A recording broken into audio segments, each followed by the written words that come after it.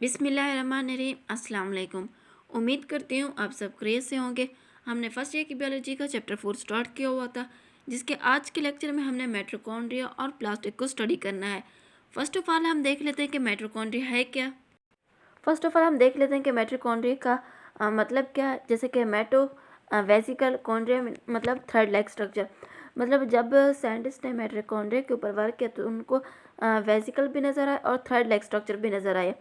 इसी बुनियाद पर उन्होंने इसका नाम माइटोकॉन्ड्रिया रखा। अब हम देख लेते हैं कि माइटोकॉन्ड्रिया है क्या। Mitochondria are very important organelles of a eukaryotic cell. मतलब ये जो माइटोकॉन्ड्रिया है ना, ये इम्पॉर्टेंट ऑर्गेनेल है। क्यों इम्पॉर्टेंट ऑर्गेनेल, ये हम आगे स्टडी करेंगे। और ये कहाँ पे प्रेजेंट होती है? यूकैरियोटिक सेल के अंदर प्रेजेंट होती है, क्योंकि इसके इर्द गिर्द भी मेम्ब्रेन प्रेजेंट होती है। They are involve in the manufacturing and supply of energy to the cell. अगर हम माइटोकॉन्ड्रिया का फंक्शन देखें तो इसका सबसे जो मेन फंक्शन होता है, ये क्या करते हैं? एनर्जी को बनाता है। एनर्जी को मतलब खुद प्रिपेयर करता है, मैन्युफैक्चर करता है और उसे सप्लाई भी खुद करता है। कहाँ पे? सेल की तरफ।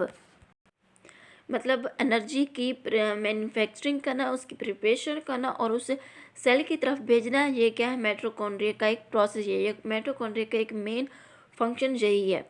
दे are also known as power house of cell. इसलिए हम माइटोकॉन्ड्रिया को पावर हाउस ऑफ सेल कहते हैं। मतलब जो सेल के अंदर जो एनर्जी जो ऑर्गेनली बना रही होती है वो है mitochondria. Under the microscope they appear like vesicle, rods और फिलामेंट। अगर हम इसे ना माइटोकॉन्ड्रिया को माइक्रोस्कोप के अंडर देखें तो वहाँ पे वेसिकल भी हमें मिलेंगे, रॉड्स भी हमें मिलेंगे और फिलामेंट भी हमें मिलेंगे। लेकिन जब हम इसको इलेक्ट्रॉन माइक्रोस्कोप के नीचे देखते हैं तो वहाँ पे एक कम्प्लेक्स स्ट्रक्चर बन रहा होता है। मतलब उसकी जो मॉर्फोलॉजी है ना, वो कम्प्लेक्स शो रही होती है, क्योंकि देर नंबर हो गए, शेप हो गए और इंटरनल स्ट्रक्चर क्या हो रहा होता है? वेरी कर रहा होता है, जिसकी वजह से हम कहते हैं इसका जो मॉर्फोलॉजी है ना वो कम्प्लेक्स है। मतलब उसके अंदर इसकी जो नंबर है या इसके जो शेप है, मतलब ये जो एनर्जी है ना, इसकी कभी शेप किस तरह से बन जाती है, कभी किस तरह से बन जाती है। और इसका जो इंटरनल मतलब इसका जो अंदरूनी स्ट्रक्चर है ना, वो भी वेरी कर रहा होता है, मतलब चेंज हो रहा होता है, जिसकी वजह से हम कहते हैं कि ये जो माइटोकॉन्ड्रिया का जो स्ट्रक्चर है ना वो कम्प्लेक्स है। ये थोड़ा सा इंट्रोडक्शन था माइटोकॉन्ड्रिया का, कि माइटोकॉन्ड्रिया को हम पावर हाउस ऑफ सेल क्यों कहते हैं? क्योंकि ये अपनी एनर्जी खुद बनाता है और ये उस एनर्जी को सेल की तरफ भी खुद ही लेके जाता है। ये इसका मेन फंक्शन है, या मेन इसका पॉइंट यही है इस माइटोकॉन्ड्रिया का। इसलिए हम इसको पावर हाउस ऑफ सेल कहते हैं। और ये यूकैरियोटिक है क्योंकि इसके अंदर और मेम्ब्रेन प्रेजेंट है। और इसका अगर हम माइक्रोस्कोप के नीचे देखें तो इसका जो स्ट्रक्चर बन रहा होता है, जो चीज़ें हमें नज़र आ रही थी वो वेसिकल, रॉड्स, फिलामेंट्स नज़र आ रहे थे। लेकिन अगर हम इलेक्ट्रॉन माइक्रोस्कोप के इसके अंदर देखें तो इसका हमें जो स्ट्रक्चर होगा वो कम्प्लेक्स शो होगा, क्योंकि इसके अंदर नंबर हो गए, शेप, इंटरनल स्ट्रक्चर वो वेरी कर रहा होता है। मतलब चेंज हो रहा होता है। अब हम नेक्स्ट इसके देख लेते हैं कि ना इसका स्ट्रक्चर कैसा है। माइटोकॉन्ड्रिया और बॉन्डेड बाय टू मेम्ब्रेन। मतलब ये जो माइटोकॉन्ड्रिया है ना, ये डबल मेम्ब्रेन के ऊपर मुश्तमिल है। ये दो मेम्ब्रेन के ऊपर मुश्तमिल है। एक आउटर मेम्ब्रेन है, एक इनर मेम्ब्रेन है। जो आउटर मेम्ब्रेन है ना, जो मतलब बाहर वाली मेम्ब्रेन है, वो क्या स्मूथ है, वो बिल्कुल स्मूथ है। अगर हम इसके इनर वाली मेम्ब्रेन को देखते हैं तो वहाँ पे इनफोल्डिंग मतलब इनफोल्डिंग लाइक स्ट्रक्चर प्रेजेंट होता है। जैसे कि हमारा फिंगर है ना, इस तरह से मतलब एक फिंगर लाइक स्ट्रक्चर मौजूद होता है। इन टू दी इनर चैम्बर, मतलब इनर चैम्बर की तरफ मौजूद होता है। मतलब जैसे कि इसकी जो इनर वाली मेम्ब्रेन है ना, वो नीचे की तरफ इनफोल्डिंग बना रही थी, जिसकी वजह से हम कहते हैं ये इस स्ट्रक्चर को हम कहते हैं क्रिस्टी। मतलब ये जो इनफोल्डिंग बन रहे होते हैं, ये फिंगर लाइक स्ट्रक्चर जो बन रहा होता है ना, उसको हम कहते हैं क्रिस्टी। अब हम नेक्स्ट इसकी देख लेते हैं कि ये इसको जो स्ट्रक्चर है ना, वहाँ पे ना एक F1 पार्टिकल प्रेजेंट होते हैं। अब हम देखते हैं कि F1 पार्टिकल्स क्या है। F1 पार्टिकल्स क्या है? ये जो इनर सरफेस है, मतलब माइटोकॉन्ड्रिया के जो अंदरूनी वाली लेयर है, जो अंदरूनी मेम्ब्रेन है उसके ऊपर ना एक F1 पार्टिकल प्रेजेंट होते हैं। F1 पार्टिकल्स क्या है, नोप लाइक होते हैं, मतलब कील लाइक उनका एक स्ट्रक्चर होता है जो माइटोकॉन्ड्रिया की इनर वाली मेम्ब्रेन के ऊपर प्रेजेंट होते हैं। मतलब जो फिंगर लाइक स्ट्रक्चर जो बना था ना, उन स्ट्रक्चर के ऊपर ये F1 पार्टिकल प्रेजेंट होते हैं। The inner surface of crystal in matrix contains small knob-like structure, मतलब कील-like structure called F1 particles। हम उनको क्या कहते हैं, F1 particles। The inner chamber of mitochondria is called mitochondrial matrix। जो mitochondria की जो inner chamber है ना, वहाँ पे fluid मौजूद, मतलब fluid हो गया या मैट्रिक्स एक्चुअली में fluid ही होता है, उसको हम क्या कहते हैं, mitochondrial matrix कहते हैं। मतलब जो इनर चैम्बर है माइटोकॉन्ड्रिया का, वहाँ पे माइटोकॉन्ड्रियल मैट्रिक्स प्रेजेंट होते हैं। अगर हम इसके केमिकल कंपोजिशन की बात करें तो ये जो माइटोकॉन्ड्रिया है ना, ये सेल्फ रेप्लिकेटिंग है, क्योंकि ना इसके अंदर खुद का एक डीएनए होता है, खुद का एक राइबोसोम होता है, जो मतलब ये खुद ही रेप्लिकेट कर सकते हैं, मतलब खुद ही अपनी कॉपी बना सकता है। मतलब जब चाहे वो खुद अपना एक और स्ट्रक्चर बना सकता है, मतलब खुद ही अपने आप को रेप्लिकेट कर सकता है, ये उसके अंदर एक पावर मौजूद होती है। ये सेल के ऊपर डिपेंड नहीं कर रहा होता। The mitochondrial membrane are similar in structure to the other cell membrane. मतलब जितने भी हमने सेल मेम्ब्रेन स्टडी किया पहले, ये उनकी तरह से ही होता है। और the mitochondria also contain DNA and the ribosome, मतलब इसका खुद का डीएनए होता है, खुद का राइबोसोम होता है। तो some protein are synthesized in them, मतलब ये अपनी प्रोटीन भी खुद ही तैयार कर रहा होता है। It is the self replicating organelles, इसलिए हम इसको सेल्फ रेप्लिकेटिंग ऑर्गेनेलिज कहते हैं, क्योंकि इसका खुद का डीएनए, खुद की रेबोसोम है, इसलिए वो खुद ही अपनी प्रोटीन को सिंथेसाइज करता है और खुद ही अपने खुद को रेप्लिकेट भी करता है। ये थी इसकी केमिकल कंपोजिशन। अब हम इसका फंक्शन देख लेते हैं कि माइटोकॉन्ड्रिया का फंक्शन क्या है। First of all metabolic process कौन कौन से होते हैं, जैसे क्रेब्स साइकिल हो गया, क्रेब्स साइकिल है, एरोबिक रेस्पिरेशन हो गया, फैटी एसिड हो गया, ये सारे क्या है, एक मेटाबॉलिक प्रोसेस है। अब हम देख लेते हैं, इसको थोड़ा सा रीड आउट कर लेते हैं। The mitochondrial matrix contain a large number of enzyme, मतलब ये जो माइटोकॉन्ड्रियल मैट्रिक्स है ना, इसके अंदर एग्जाइम प्रेजेंट होते हैं, को enzyme, organic and inorganic salt. ये कहाँ पे प्रेजेंट होते हैं, माइटोकॉन्ड्रियल मैट्रिक्स के अंदर। They help in several metabolic process, ये हेल्प करते हैं, मतलब ये जो मेटाबॉलिक प्रोसेस हो रहे होते हैं, मतलब कौन कौन से, क्रेब्स साइकिल हो गया, एरोबिक रेस्पिरेशन हो गया, फैटी एसिड मेटाबॉलिज्म हो गया, ये उन सब की हेल्प करता है कि किस तरह से उन्होंने अपने मेटाबॉलिक प्रोसेस को परफॉर्म करना है, ये हेल्प कर माइटोकॉन्ड्रिया उनकी हेल्प करता है। अब सेकंड पे है इसकी फॉर्मेशन ऑफ एटीपी, किस तरह से एटीपी की फॉर्मेशन होती है।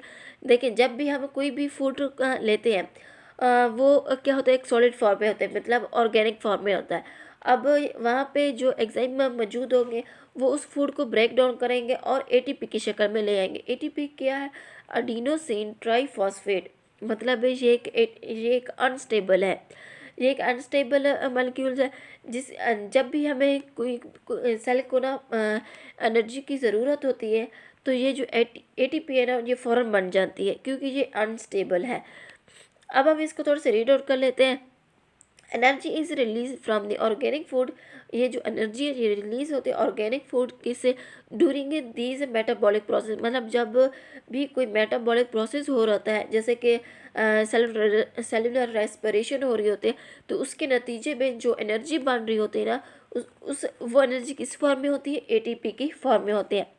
This energy is transfer to the energy rich compound, वो जो एनर्जी है वो ट्रांसफ़र की जाती है एनर्जी रिच कंपाउंड में, मतलब एटीपी की फॉर्म में। एटीपी क्या है, अडीनोसिन ट्राईफॉस्फेट है।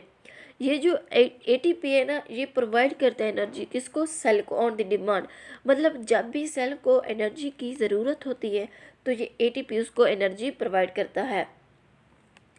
अब इसका जो लास्ट फंक्शन है ना, वो सबसे इम्पॉर्टेंट और मेन फंक्शन है कि माइटोकॉन्ड्रिया का इस माइटोकॉन्ड्रिया का मकसद ही क्या है, मतलब इसका मेन फंक्शन क्या है, पावर हाउस ऑफ सेल। हम इसको क्या कहते हैं, पावर हाउस ऑफ सेल। इसको क्यों कहते हैं ये हम स्टडी करते हैं। ये जो mitochondrial extracts energy from the different food. ये जो मेटोकॉन्ड्रिया है ना, ये एनर्जी को हासिल करता है कहाँ से, मतलब डिफरेंट फूड से, मतलब डिफरेंट फूड से ये एनर्जी को वहाँ से लेके आता है और उस एनर्जी को कन्वर्ट करता है एटीपी में, मतलब it is converted into ATP और उसे एटीपी में और ये जो एटीपी एनर्जी है ना, इसको यूज़ किया जाता है वेरियस सेलुलर एक्टिविटीज, मतलब सेल के अंदर जो भी एक्टिविटीज़ हो रही होती है ना, इस एनर्जी को वहाँ पे यूज़ किया जाता है। अगर हम देखें कि ये जो एक तो है एटीपी एनर्जी, मतलब अडीनोसिन ट्राइफॉस्फेट, और दूसरी होती है एडीपी अडीनोसिन डाइफॉस्फेट, मतलब ये जो एनर्जी होती है ये स्पेंड फॉर्म में एनर्जी होती है, मतलब जो इस्तेमाल शुदा एनर्जी होती है वो किस फॉर्म में होती है, एडीपी में, मतलब अडीनोसिन डाइफॉस्फेट में होती है। अब ये जो माइटोकॉन्ड्रिया है ना, ये अडीनोसिन डाइफॉस्फेट को कन्वर्ट करेगा अडीनोसिन ट्राइफॉस्फेट में, मतलब ये दोबारा इसके से एनर्जी हासिल करेंगे, मतलब एनर्जी को इस्तेमाल शुदा एनर्जी को फिर एटीपी में कन्वर्ट कर देगा। This mitochondria are called power house of cell, इसलिए हम इसको कहते हैं ये पावर हाउस ऑफ सेल है, क्योंकि ये खुद अपनी एनर्जी बनाता है। इसके अंदर डीएनए इसका खुद होता है, इसका खुद का एक डीएनए होता है, इसका खुद का राइबोसोम होता है, जिसके वजह से ये सेल के ऊपर डिपेंड नहीं करता।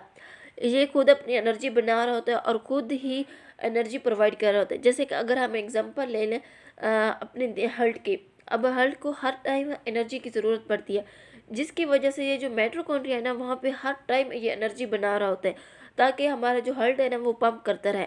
अगर उसको एनर्जी नहीं मिलेगी तो वो पंप करना छोड़ देगा। ये था माइटोकॉन्ड्रिया, ये सबसे इम्पोर्टेंट टॉपिक है और सबसे पहले हमने इसकी डिस्कवरी को देखा, फिर इसके अंदर हमने इसके स्ट्रक्चर को देखा।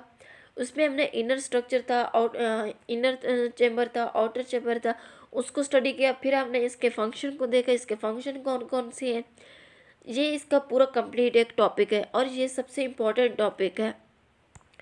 नेक्स्ट अब हम देख लेते हैं कि इसका जो टॉपिक है वो है प्लास्टिक्स। ये जो प्लास्टिक है ना, इसके अंदर ना पिगमेंट प्रेजेंट होती है और वो जो पिगमेंट होती है ना, वो मेम्ब्रेन बॉन्डेड होती है, मतलब उसके इर्द गिर्द, उस पिगमेंट के इर्द गिर्द मेम्ब्रेन होती है।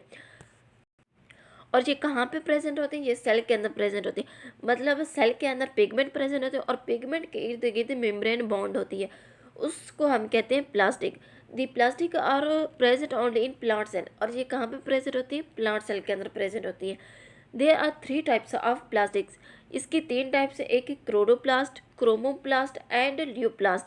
अब सबसे पहला है, हम देख लेते हैं कि क्लोरोप्लास्ट क्या है। ये जो क्लोरोप्लास्ट है ना, इसके अंदर ना ग्रीन पिगमेंट प्रेजेंट होती है। ये कहाँ पे प्रेजेंट होती है, मेम्ब्रेन के अंदर प्रेजेंट होती है। और जहाँ पे ये प्लांट ये क्या करता है, फोटोसिंथेसिस का प्रोसेस करता है। इस प्रोसेस को हम कहते हैं क्लोरोप्लास्ट। इन फोटोसिंथेटिक प्लांट्स, मतलब ऐसे प्लांट्स जो फोटोसिंथेसिस करते हो, membrane bound structure containing green pigment, मतलब इसके अंदर ग्रीन पिगमेंट प्रेजेंट होती है, उसे हम क्या कहते हैं, chloroplast. Chloroplast are self replicating organelles. ये जो क्लोरोप्लास्ट है ये भी सेल्फ रेप्लिकेटिंग ऑर्गेनेलिज है। जैसे कि हमने माइटोकॉन्ड्रिया में कहा कि ये वो सेल्फ रेप्लिकेटिंग ऑर्गेनेलिज है, क्योंकि उसका डीएनए, राइबोसोम, प्रोटीन वो उसकी खुद की है, वो खुद ही प्रिपेयर कर रहा होता है। इसलिए यहाँ पे जो क्लोरोप्लास्ट ना, इसका भी खुद का डीएनए है, खुद का राइबोसोम है और ये अपना प्रोसेस सारा खुद ही कर रहा होता है। ये सेल के ऊपर डिपेंड नहीं होता, मतलब ये सेल के ऊपर इंडिपेंडेंट होता है। और इसका जो नेक्स्ट पार्ट है वो है क्लोरोफिल। अब हम देख लेते हैं कि क्लोरोफिल क्या है। क्लोरोफिल एक ग्रीन पिगमेंट है और ये जो ग्रीन पिगमेंट है ये ऑर्गेनिक फॉर्म में है और ये क्या करता है, लाइट को ऑब्जर्व करता है और उसने लाइट को ऑब्जर्व किया है ना, उस लाइट को वो यूटिलाइज करता है for the preparation of food, मतलब फूड की प्रिपरेशन के लिए उस लाइट को वो यूज़ करता है। मतलब इसके अंदर क्या है, मतलब क्लोरोफिल के अंदर ग्रीन पिगमेंट प्रेजेंट होती है। इसके अंदर ग्रीन पिगमेंट प्रेजेंट होती है और ऑर्गेनिक फॉर्म में होती है। और ये क्या करता है, क्लोरोफिल क्या करता है, ये एनर्जी को, ये लाइट को ऑब्जर्व करता है और उस लाइट को ऑब्जर्व करके उसी से ही फूड को प्रिपेयर करता है। अब हम इसको रीड आउट कर लेते हैं। The green pigment is an organic compound called chlorophyll. अब इसको क्या कहते हैं, क्लोरोफिल कहते हैं। It help the plant to observe the light energy, मतलब ये प्लांट की हेल्प करते हैं कि वो लाइट को ऑब्जर्व कर सकें। एंड मैन्युफैक्चर द फूड, ताकि वो फूड को भी प्रिपेयर कर सकें। Chlorophyll molecules resemble with the haem group of the haemoglobin. ये जो क्लोरोफिल मालिक्यूल्स है ना, ये जुड़े हुए होते हैं हीम ग्रुप, मतलब हीमोग्लोबिन का जो हीम ग्रुप है ना, उसके साथ ये जुड़े हुए होते हैं, ये रिसेंबल होते हैं। Haemoglobin is a protein used in the transport of oxygen in the animal. ये जो हीमोग्लोबिन है ना, ये एक प्रोटीन है और इस प्रोटीन को हम यूज़ करते हैं ऑक्सीजन की ट्रांसपोर्टेशन के लिए। ये कहाँ पे प्रोसेस होता है, एनिमल के अंदर। There is a main difference between two molecules. अब हम इन दोनों मॉलिक्यूल्स में डिफरेंस देख लेते हैं कि मतलब क्लोरोफिल का सेंट्रल एटम और हीम का सेंट्रल एटम कौन सा है। ये जो क्लोरोफिल का सेंट्रल एटम है वो है मैग्नीशियम एटम, जबकि जो हीम ग्रुप का जो सेंट्रल एटम है वो है एरन। ये इस दोनों का मेन डिफरेंस है, मतलब वहाँ पे मैग्नीशियम है क्लोरोफिल के अंदर, जो हीम ग्रुप है वहाँ पे आयरन मौजूद है। और ये जो क्लोरोफिल है ना, इस यहाँ पे ये जो है ना, ये ऑब्जर्व करता है लाइट को टू मैन्युफैक्चर द फूड। मतलब ये जो क्लोरोफिल है ना, ये ऑब्जर्व करता है लाइट को और फूड की प्रिपरेशन करता है। जबकि ये जो हीमोग्लोबिन है, मतलब ये एक प्रोटीन है, ये क्या करता है, ट्रांसफ़र करता है ऑक्सीजन को किस में, एनिमल के अंदर। मतलब एनिमल के मतलब ये जो हीमोग्लोबिन है ना, इसको हम यूज़ करते हैं ऑक्सीजन की ट्रांसपोर्टेशन के लिए। ये था इन दोनों के दरमियान मेन डिफरेंट। फिर से इसको एक दफ़ा रीड आउट कर लेते हैं। The green pigment is an organic compound called chlorophyll. It help the plant to observe the light energy and manufacture the food. Chlorophyll molecules resemble with the heme group of hemoglobin. Hemoglobin is a protein used in the transport of oxygen in animal. There is a main difference between two molecules. The central atom of chlorophyll is magnesium, but the central atom of hemoglobin या heme is iron. ये इन दोनों का main different है। Next इसके पास हम next हम देख लेते हैं कि इसका स्ट्रक्चर क्या है क्लोरोप्लास्ट का। क्लोरोप्लास्ट तीन मेन इसके अंदर स्ट्रक्चर प्रेजेंट होते हैं। The chloroplast show the three main component under the electron microscope. मतलब जब हम इसको इलेक्ट्रॉन माइक्रोस्कोप के अंदर देखते हैं तो इसके अंदर तीन स्ट्रक्चर प्रेजेंट होते हैं। फर्स्ट पे है envelope, stroma, thylakoid and granum. अब हम अगर इन्वलप की बात करते हैं, ये इन्वलप क्या है, ये एक आउटर कवरिंग है या इसको हम मेम्ब्रेन भी कहते हैं। मतलब जो आउटर साइड पे जो प्रेजेंट होती है ना, उसको हम क्या कहते हैं, इन्वलप कहते हैं। It is outer covering of chloroplast. मतलब क्लोरोप्लास्ट की जो बाहर वाली कवरिंग है ना, उसको हम कहते हैं envelope. It is form by the double membrane, और ये डबल मेम्ब्रेन के ऊपर मुश्तमिल होती है। सेकंड पे है स्ट्रोमा। स्ट्रोमा क्या है, ये जो स्ट्रोमा है ना, ये अमूमन ये केल्विन साइकिल में होता है, मतलब डार्क साइकिल में होता है, वहाँ पे ये प्रेजेंट होता है। मतलब डार्क रिएक्शन कहाँ पे हो रहा होता है, केल्विन साइकिल स्ट्रोमा के अंदर हो रहा होता है। Stroma is a fluid that surround the thylakoid. Stroma क्या एक फ्लूइड है जो सराउंड कर रहा होता है थैलाकॉइड को। मतलब ये जो फ्लूइड है ना, कहाँ पे प्रेजेंट होता है, क्लोरोप्लास्ट के अंदर प्रेजेंट होता है। और ये जो मतलब फ्लूइड है ना, ये सराउंड कर रहा होता है, घेर रहा होता है थैलाकॉइड को। It cover the most volume of the chloroplast. मतलब ये क्लोरोप्लास्ट में जो सबसे ज़्यादा प्रेजेंट होता है, जिसका वॉल्यूम ज़्यादा होता है, वो होता है stroma.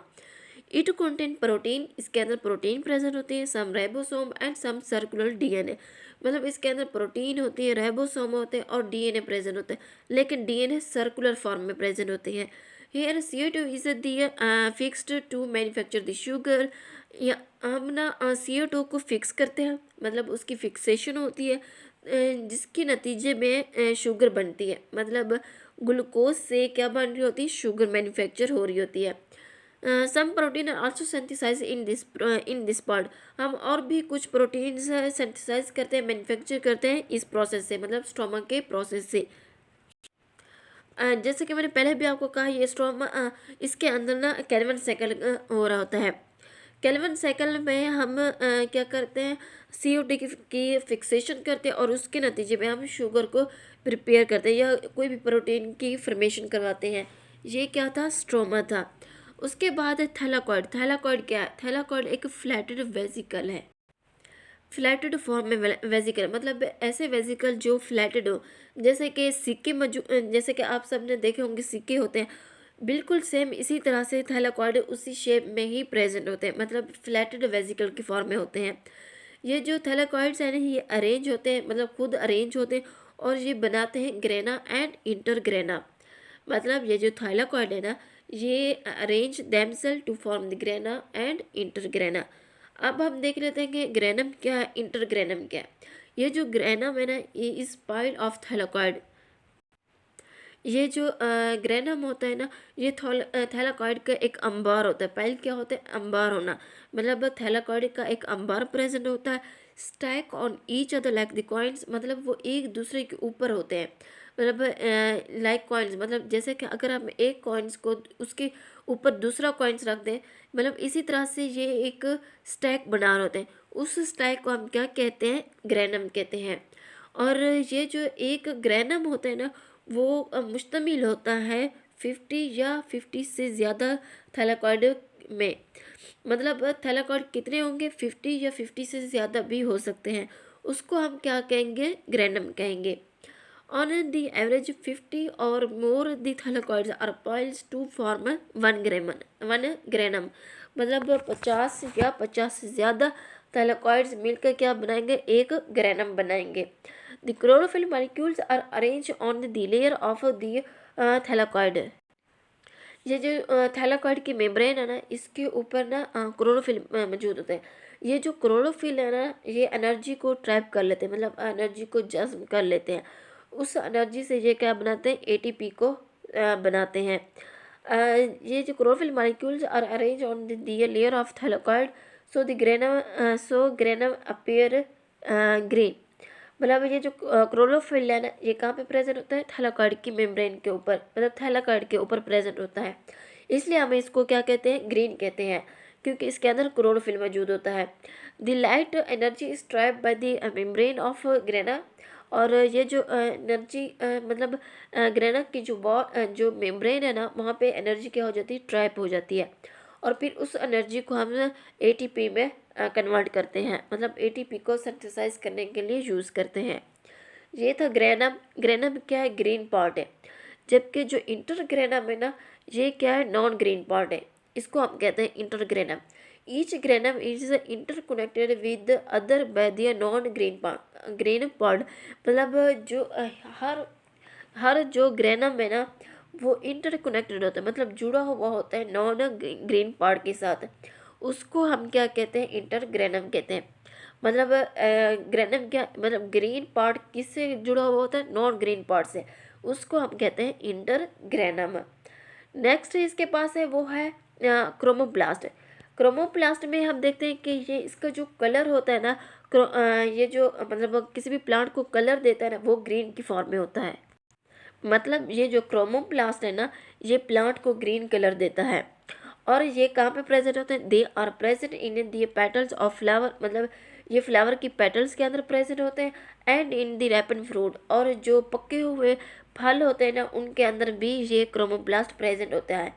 They help in pollination and dispersion of seed. और इसका एक और भी फंक्शन है, ये पोलिनेशन में हो, पोलिनेशन और डिस्पर्सल ऑफ सीड, मतलब सीड की डिस्पर्सल में भी ये अहम रोल अदा करता है।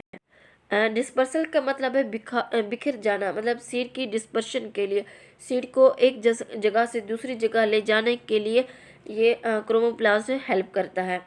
लास्ट पे इसका जो पार्ट है, मतलब इसकी जो टाइप्स है, वो है ल्यूकोप्लास्ट। ल्यूकोप्लास्ट ये है कि ये कलरलेस है, और इसकी जो शेप है ना, वो ट्रायंगुलर फॉर्म में भी हो सकती है, ट्यूबुलर फॉर्म में भी हो सकती है, और मतलब इसके अलावा और भी इसकी शेप हो सकती है। मतलब इसकी शेप क्या कर रही होती है, वेरी कर रही होती है। They are found in underground parts. मतलब ये जो लिकोप्लास्ट है ना, ये उन उन जगहों पे या उन पार्ट्स के अंदर प्रेजेंट होता है जो ज़मीन के अंदर होते हैं, जैसे कि रूट्स हो गए प्लांट्स की, या स्टोर फूड हो गया, मतलब जहाँ पे फूड स्टोर होती है वो कहाँ पे होती है, ज़मीन के अंदर होती है, ये वहाँ पे प्रेजेंट होता है, मतलब प्लांट्स की रूट्स के अंदर प्रेजेंट होते हैं। ये क्या है, लिकोप्लास्ट है, और ये कलरलेस है, और इसकी शेप क्या होगी, ट्रायंगुलर, ट्यूबुलर, या इसके अलावा भी इसकी शेप हो सकती है। ये था हमारा आज का लेक्चर। हमने इसकी 3 टाइप्स को स्टडी किया। फर्स्ट पे हमने क्रोलोप्लास्ट के अंदर हमने क्लोरोफिल हो गया, इसको स्टडी किया है। फिर हमने इसका स्ट्रक्चर देखा है कि क्लोरोप्लास्ट का स्ट्रक्चर क्या है। इसके अंदर 3 कंपोनेंट प्रेजेंट होते हैं, मतलब, और इसका जो डायमीटर है ना वो 4 to 6 माइक्रोमीटर के ऊपर मुश्तमिल है। और इसके अंदर कंपोनेंट क्या होते हैं, 3 प्रेजेंट होते हैं। एक है इन्वेलप, स्ट्रोमा, सॉरी, इसके अंदर इन्वेलप है, स्ट्रोमा है, और है इन्वेलप हो गया, स्ट्रोमा हो गया, थैलेकॉइड हो गया, एंड ग्रेनम। ये हमने स्टडी किया। और उसके बाद इसकी जो दूसरी टाइप्स थी वो थी क्रोमोप्लास्ट, मतलब जिसका ग्रीन कलर होता है, ये पेटल और फ्लावर के अंदर प्रेजेंट होता है, और रेपेंड फ्रूट्स के अंदर। और लास्ट में हमने कहा कि ये जो इसकी टाइप्स है ना वो है लिकोप्लास्ट, जो कलरलेस होती है, और इसकी शेप इरेगुलर फॉर्म में होती है और ट्यूबुलर फॉर्म में होती है। और ये कहाँ पे प्रेजेंट होता है, उन पार्ट्स के अंदर प्रेजेंट होता है जो अंडरग्राउंड होते हैं, मतलब जो ज़मीन के अंदर होते हैं, जैसे कि रूट्स हो गई या स्टोर फूड हो गई, ये उनके अंदर प्रेजेंट होते हैं। ये था हमारा आज का लेक्चर। फर्स्ट पे हमने माइटोकॉन्ड्रिया को स्टडी किया, सेकंड पे हमने प्लास्टिक को स्टडी किया, इसको हमने बड़ी डिटेल के साथ स्टडी किया है। उम्मीद करती हूँ आप सबको समझ आ गई होगी। नेक्स्ट लेक्चर में इंशाल्लाह न्यू वीडियो के साथ मिलेंगे, तब तक के लिए अल्लाह हाफिज़।